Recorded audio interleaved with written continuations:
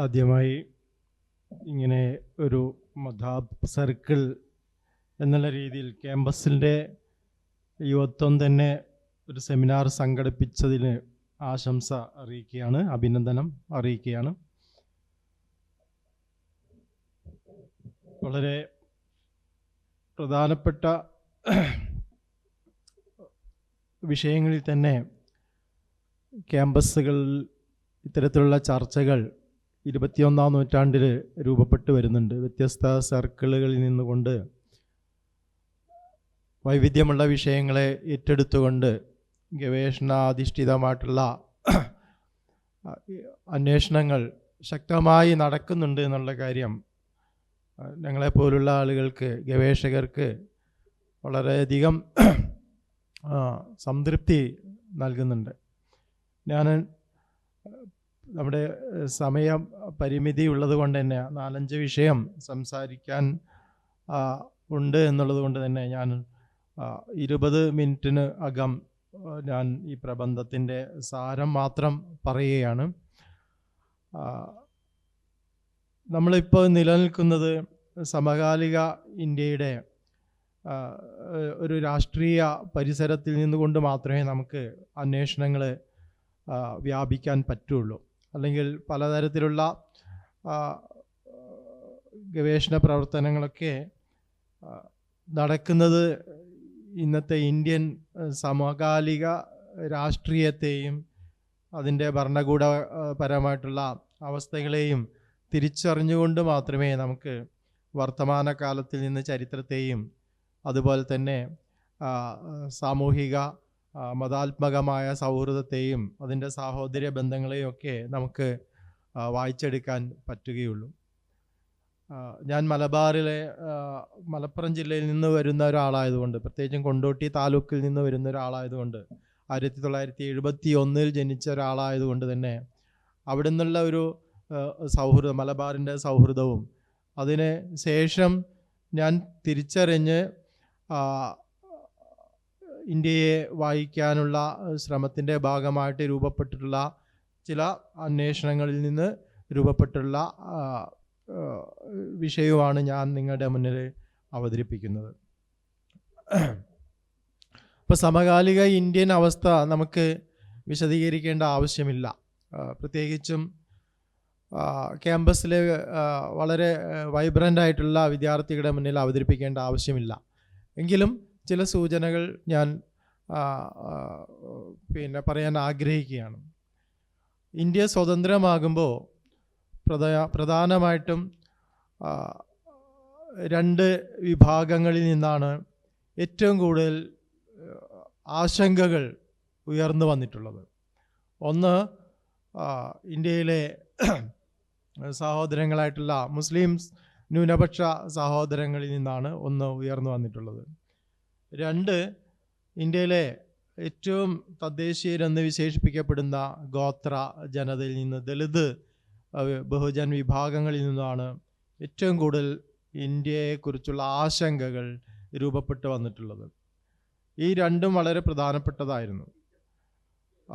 അതിലൊന്ന്,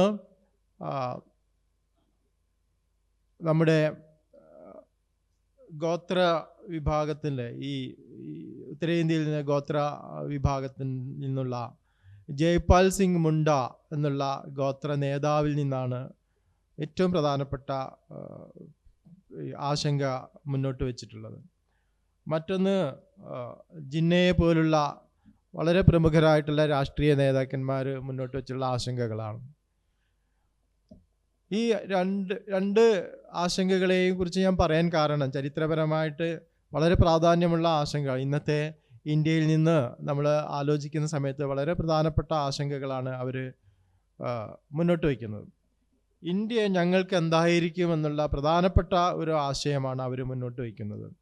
ഇന്ത്യയിലെ ഞങ്ങളുടെ സ്വാതന്ത്ര്യം, ഞങ്ങളുടെ സമത്വം, ഞങ്ങളുടെ സാഹോദര്യ ബന്ധങ്ങൾ, ഞങ്ങളുടെ അനുഷ്ഠാനങ്ങൾ, ആചാരങ്ങളൊക്കെ ഇത് അതുപോലെ നിലനിർത്താനാവുമോ എന്നുള്ള ആശങ്കയാണ് അവർ പ്രധാനമായിട്ടും മുന്നോട്ട് വെച്ചിട്ടുള്ളത്. ഇന്ത്യ സ്വതന്ത്രമായതിനു ശേഷം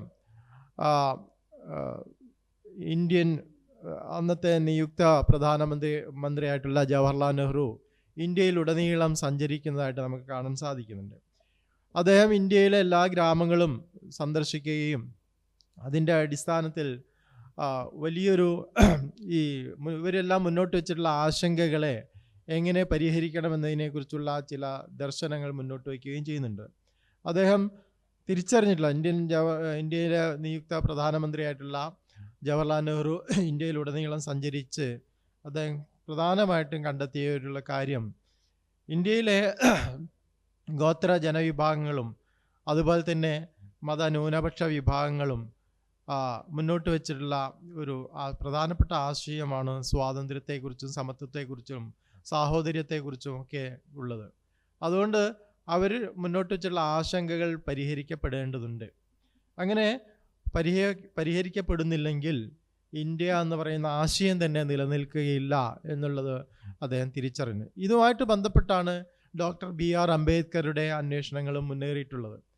ഒരുപക്ഷെ ജവഹർലാലിനോടൊപ്പം തന്നെ ഇന്ത്യ എന്തായിരിക്കുമെന്ന് തങ്ങൾക്ക് എന്തായിരിക്കുമെന്നുള്ള ഏറ്റവും പ്രധാനപ്പെട്ട ആശങ്കകളും അതിനനുസരിച്ചുള്ള പ്രവർത്തന പദ്ധതികളും മുന്നോട്ട് വെച്ചിട്ടുള്ള പ്രധാനപ്പെട്ട ഒരു സാമൂഹിക സാമ്പത്തിക രാഷ്ട്രമീമാംസ ചിന്തകൻ ഡോക്ടർ BR അംബേദ്കർ ആയിരിക്കും എന്നാണ് എനിക്ക് തോന്നുന്നത്. ഈ പുതിയ കാലഘട്ടത്തിലെ അന്വേഷണങ്ങളൊക്കെ ആ വഴിക്കാണ് പോകുന്നത്. കാരണം സമകാലിക ഇന്ത്യൻ അവസ്ഥയിൽ നിന്നുകൊണ്ടാണ് നമ്മൾ സംസാരിക്കുന്നത്.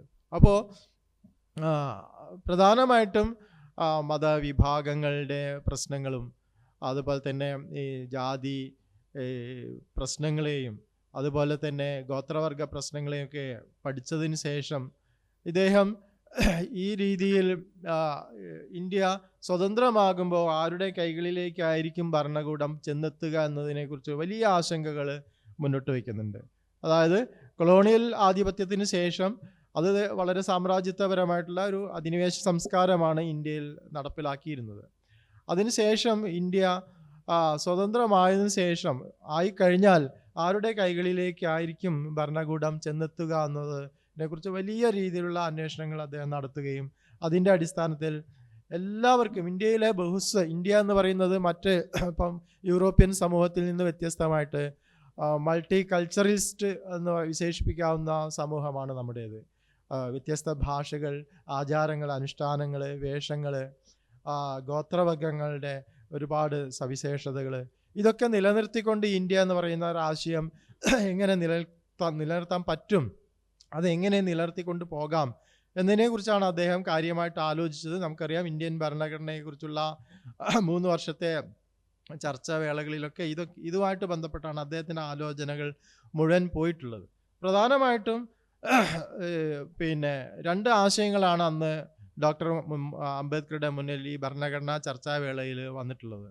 ഒന്ന്, ഇന്ത്യ അന്ന് 1920കളിൽ തന്നെ രൂപപ്പെട്ടു വരുന്ന സവർണ കേന്ദ്രീകൃതമായിട്ടുള്ള RSS സംഘപരിവാർ പോലുള്ള ശക്തികളെ കേന്ദ്രീകരിച്ച് വന്നിട്ടുള്ള വലിയ ഒരു ആലോചന എന്ന് പറഞ്ഞാൽ ഇന്ത്യ ബ്രാഹ്മണിക്കലായി അതിനെ സ്ഥാനപ്പെടുത്തേണ്ടതുണ്ട് എന്നുള്ള രീതിയിലാണ് അവരുടെ ഭാഗത്തുനിന്നുള്ള ചർച്ചകൾ. ബ്രാഹ്മണിക്കലായിട്ടുള്ള ആശയങ്ങളിൽ ഊന്നിക്കൊണ്ടായിരിക്കണം ഇന്ത്യൻ ഭരണഘടനയും ഇന്ത്യൻ സ്റ്റേറ്റും നിലനിൽക്കേണ്ടത് എന്നുള്ളതാണ്. ഗാന്ധിജി അതുമായിട്ട് ബന്ധപ്പെട്ട മറ്റൊരു ആശയം മുന്നോട്ട് വയ്ക്കുന്നുണ്ട്. അദ്ദേഹം പറഞ്ഞത് ഇന്ത്യയുടെ തുടിപ്പ് കുടികൊള്ളുന്നത് ഗ്രാമീണ മേഖലയിലാണെന്ന്. ഗ്രാമീണതയെ ശക്തിപ്പെടുത്തിക്കൊണ്ടുള്ള ഒരു സ്റ്റേറ്റ് സങ്കല്പമാണ് അദ്ദേഹം മുന്നോട്ട് വെച്ചത്.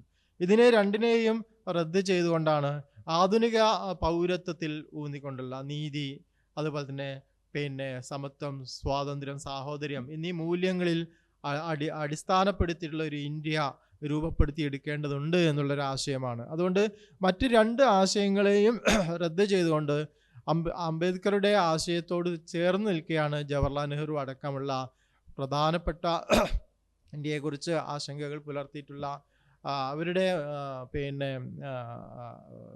ആശയങ്ങളും ദർശനങ്ങളുമായിട്ട് ചേർന്ന് നിൽക്കേണ്ടതുണ്ട് എന്നുള്ള ഒരു രീതിയിലാണ് ജവഹർലാൽ നെഹ്റു മുന്നോട്ട് പോയിട്ടുള്ളത്.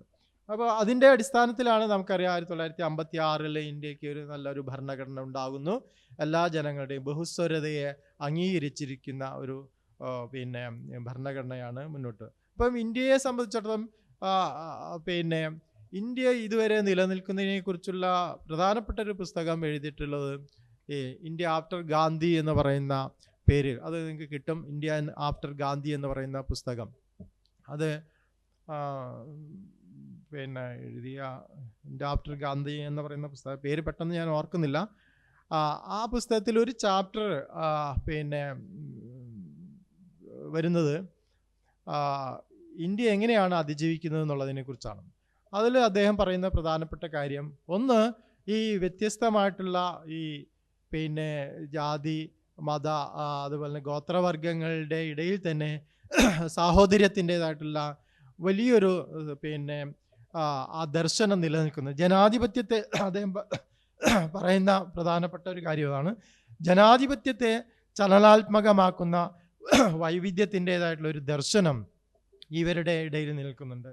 അതായത് ന്യൂനപക്ഷ ഗോത്രവർഗങ്ങളുടെയും മറ്റുമൊക്കെ വിഭജിക്കപ്പെട്ടു എന്ന് വിശേഷിപ്പിക്കുന്ന ജനങ്ങളുടെ ഇടയിൽ നിൽക്കുന്നുണ്ട്.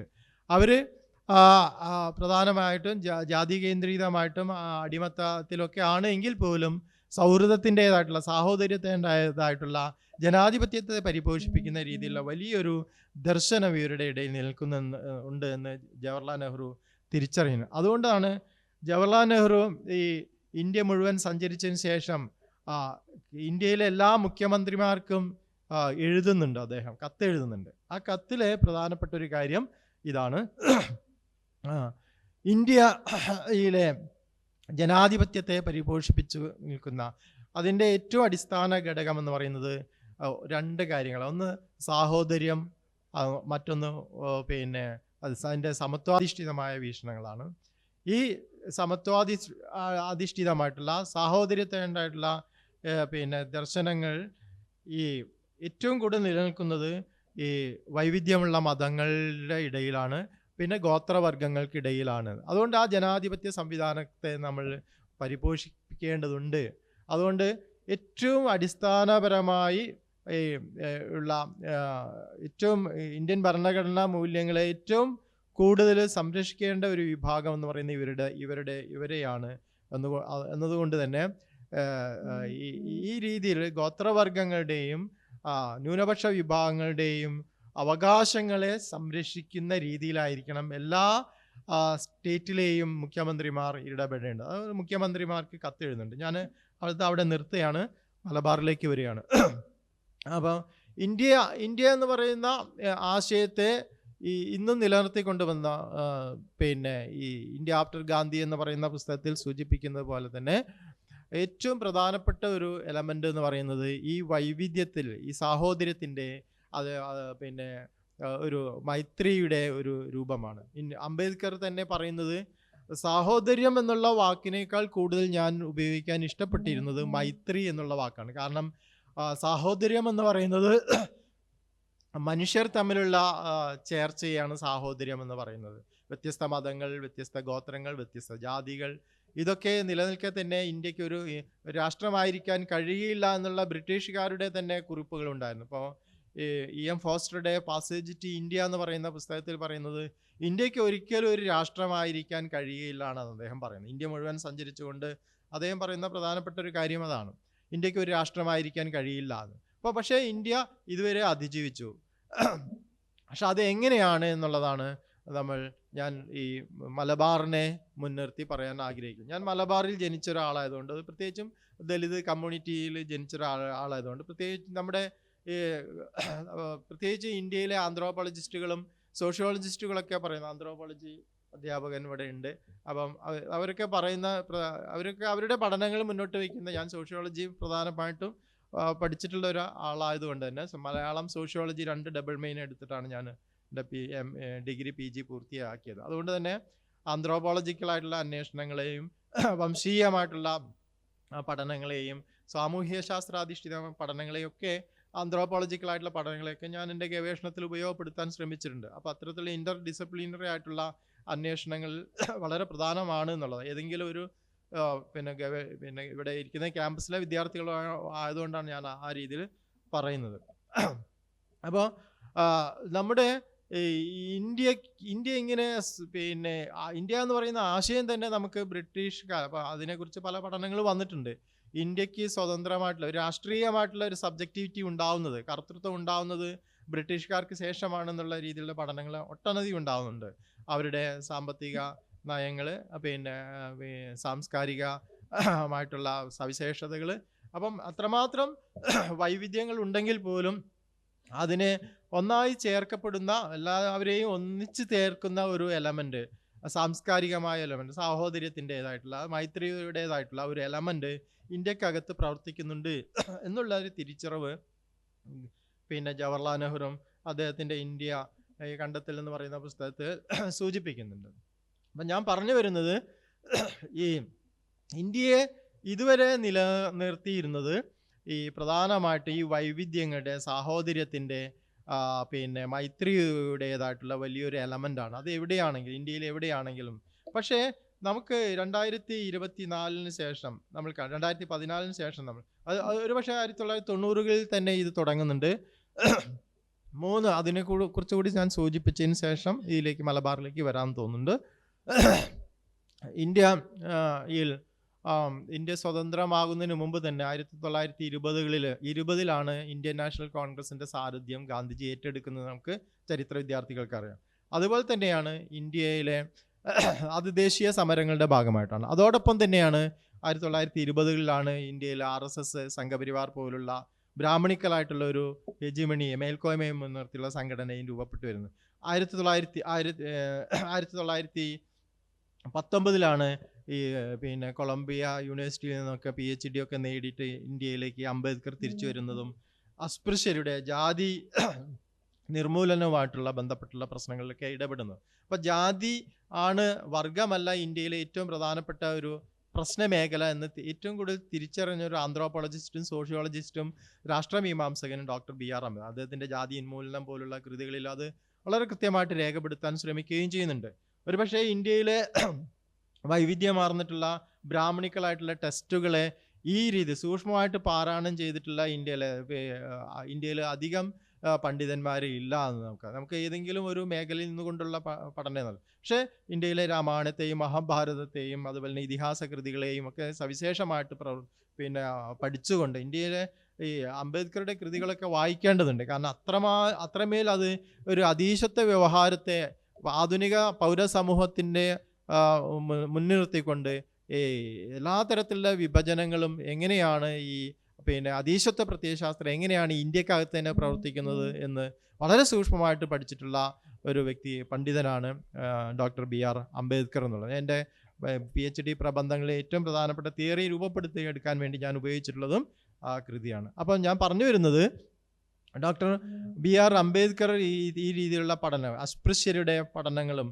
ജാതിയുടെ പ്രശ്നങ്ങളും മതങ്ങളുടെ വൈവിധ്യങ്ങളെക്കുറിച്ചുള്ള ഒക്കെ പഠനങ്ങൾ നടത്തിയിട്ട് അദ്ദേഹം പറയുന്ന ഒരു കാര്യം ഇതാണ്: ഇന്ത്യ സ്വതന്ത്രമായി കഴിയുമ്പോൾ ഏത് കാലത്താണോ ഈ ബ്രാഹ്മണിക്കലായിട്ടുള്ളൊരു ആശയങ്ങളുടെ വക്താക്കളുടെ മുന്നിലേക്ക് ഭരണകൂടം എത്തിച്ചേരുന്നത്, അവിടെ വെച്ച് ഇന്ത്യ തകരുമെന്ന് പറയുന്ന ഒരു ആശയമാണ്. ജനാധിപത്യം തന്നെ തകരുമെന്നുള്ള.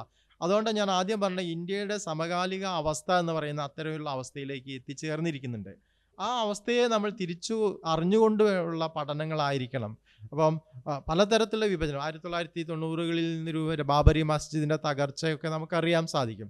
ഇതൊക്കെ യാദൃശ്ചികമായിട്ട് രൂപപ്പെട്ട് വന്നിട്ടുള്ള 1920-കളിലെ ബ്രാഹ്മണിക്കലായിട്ടുള്ള ഒരു ഹെജിമണിയുടെ, മേൽക്കോയ്മയുടെ ഭാഗമായിട്ട് വന്നിട്ടുള്ള രീതിയിലുള്ള ശിഥിലീകരണ പ്രവർത്തനത്തിൻ്റെ ഭാഗമായിട്ടാണ് ഇത്തരത്തിലുള്ള. അപ്പം നിരന്തരം നമ്മുടെ ഇന്ത്യക്കകത്ത് വിഭജനത്തിൻ്റെ ഒരു രാഷ്ട്രീയം രൂപപ്പെടുത്തിയെടുക്കുന്ന ശക്തികൾ വളരെ ശക്തമാണ് എന്നുള്ളതാണ്. അതാണ് നമ്മൾ ഗവേഷകരും വിദ്യാർത്ഥികളും തിരിച്ചറിയേണ്ട ഒരു കാര്യം. അപ്പോൾ ഇതിനെ തിരിച്ചറിഞ്ഞുകൊണ്ടുള്ള ഒരു വൈവിധ്യത്തിൻ്റെ സംസ്കാരത്തെയും സാഹോദര്യത്തെയും എങ്ങനെയാണ് നമുക്ക് രൂപപ്പെടുത്തിയെടുക്കാം എന്നുള്ള വളരെ ജനാധിപത്യത്തെ നിലനിർത്തിക്കൊണ്ടുള്ള, അതുപോലെ തന്നെ സാഹോദര്യത്തെയും മൈത്രി ബോധത്തെയും നിലനിർത്തിക്കൊണ്ടുള്ള ഒരു സംവിധാനത്തെയാണ് നമ്മൾ പ്രതീക്ഷിക്കേണ്ടത്, സ്വപ്നം കാണേണ്ടത്. അത്തരത്തിലുള്ള പഠന പ്രവർത്തനങ്ങളാണ് ക്യാമ്പസുകളിൽ നിന്ന് രൂപപ്പെട്ട് വരേണ്ടത്. ഞാൻ മലബാറിലേക്ക് പ്രവേശിക്കുകയാണ്. മലബാറിൽ നിന്ന് വരുന്ന ഒരാൾ എന്നുള്ള രീതിയിൽ, പ്രത്യേകിച്ചും കൊണ്ടോട്ടി മേഖലയിൽ നിന്ന് വരുന്ന ഒരാൾ എന്നുള്ള രീതിയിൽ, മലബാറിലെ ഇപ്പോൾ 71-ലാണ് ഞാൻ ജനിച്ചത്. അപ്പോൾ ഞങ്ങളുടെ വീട് ഒക്കെ നിൽക്കുന്ന സ്ഥലം 2 കാറ്റഗറി ആയിട്ടാണ് നിൽക്കുക.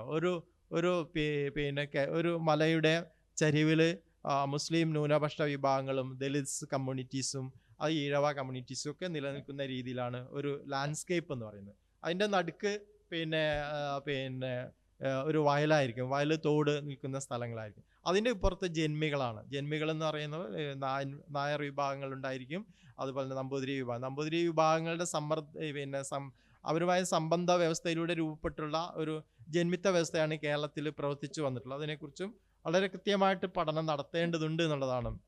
അപ്പോൾ അവരാണ്. അപ്പം ഞങ്ങൾക്ക് പിന്നെ അവിടുത്തെ ദലിത് കമ്മ്യൂണിറ്റീസും കർഷക തൊഴിലാളികളായിട്ടുള്ള മുസ്ലിം കമ്മ്യൂണിറ്റീസും ഇവരുടെ ജന്മികളുടെ വയലിൽ പണിയെടുക്കുന്നത് അവരാണ്.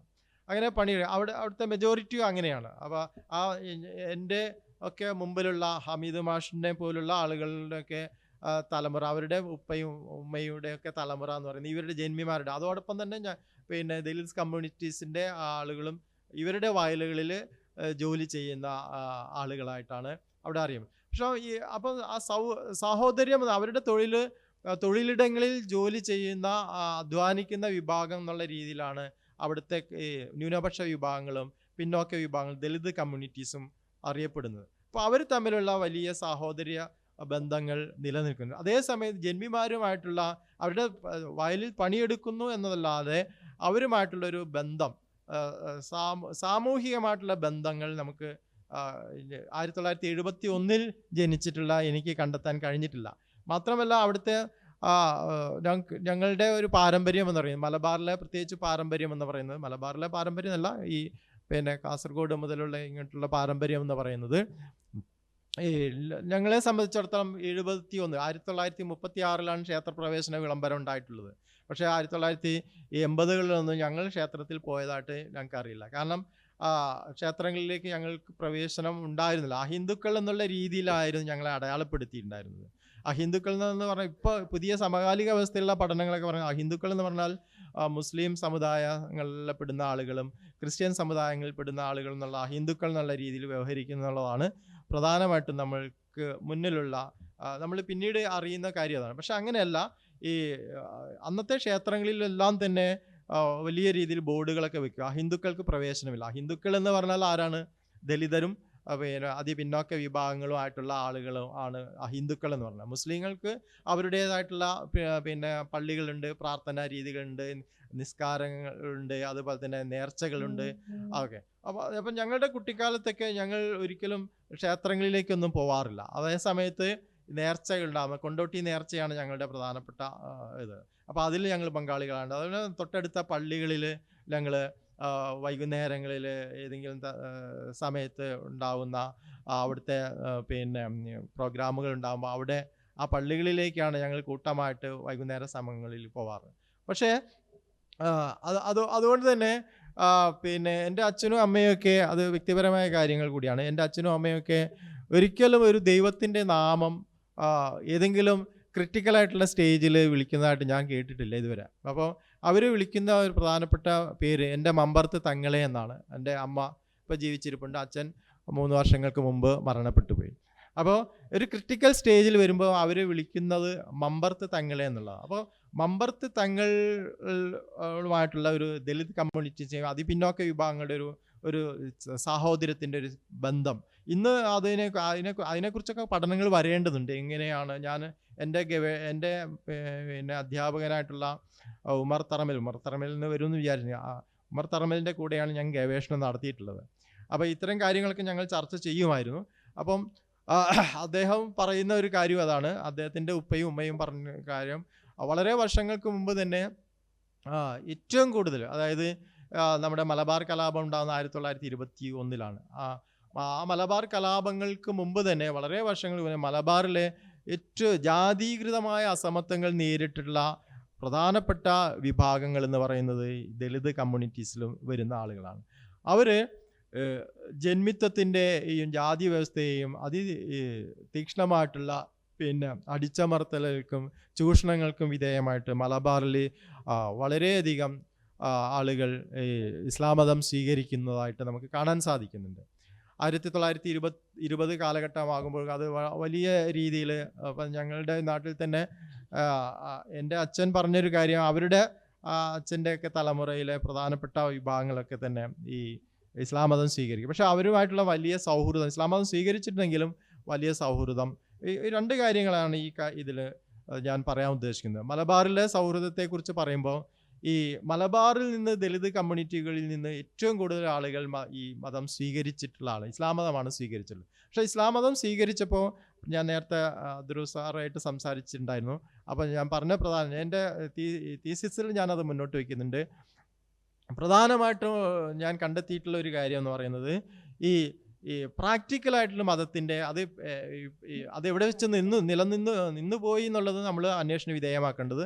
പ്രാക്ടിക്കലായിട്ട് സാഹോദര്യത്തെ വളരെ മുറുകെ പിടിച്ചിട്ടുള്ളൊരു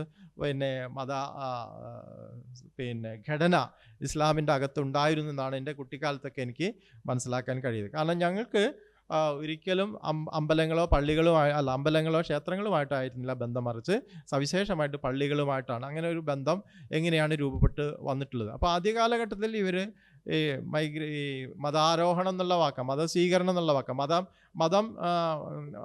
മതത്തെ ഒരു മതത്തിൽ നിന്ന് മറ്റൊരു മതത്തിലേക്ക് പോവുകയായിരുന്നു. കാരണം ഇവർക്ക് മതം ഉണ്ടായിരുന്നില്ല. 1920 വരെയുള്ള പഠനങ്ങൾ നമ്മൾ സൂചിപ്പിക്കുന്നത് വളരെ കൃത്യമായ രീതിയിലുള്ള ഒരു ഈ സാഹോദര്യ ബന്ധം അവിടെ നിലനിൽക്കുന്നുണ്ടെന്നുള്ളതാണ്. ആ സാഹോദര്യ ബന്ധം അതോടൊപ്പം തന്നെ നമ്മൾ ഇവിടുത്തെ തെക്കൻ ജില്ലകളിലേക്ക് വരുമ്പോൾ ഈ പറയ, പുലയ, അതുപോലെ സാംബവ, ധീവര പോലുള്ള സമൂഹങ്ങളിൽ ഏറ്റവും കൂടുതൽ ആളുകൾ മതാരോഹണം നടത്തിയിട്ടുള്ളത്, മതം സ്വീകരിച്ചിട്ടുള്ളത് ക്രിസ്തു മതത്തിലേക്കാണ്. അപ്പോൾ ക്രിസ്തു മതത്തിലേക്ക് സ്വീകരിച്ചപ്പോൾ ക്രിസ്തു മതത്തിൻ്റെ ദർശനം, കരുണ പോലുള്ള ദർശനങ്ങളെ അല്ല ഇവിടെ പ്രാക്ടിക്കലായിട്ട് നടപ്പിലാക്കിയിരുന്നുള്ളത്. അതായത് സുറിയാനി ക്രിസ്ത്യാനികൾ അവർ നേരത്തെ തന്നെ സവർണരിൽ നിന്ന് നമ്പൂതിരിമാരിൽ നിന്ന് കൺവെർട്ടർ ആയിട്ടുള്ള, അത് അങ്ങനെയല്ല എന്നുള്ളതാണ് നമ്മുടെ പഠനങ്ങളൊക്കെ തെളിയിക്കുന്നത്. അത് ആ പഠനങ്ങൾ തെളിയിക്കുന്നത് അങ്ങനെയാണ്.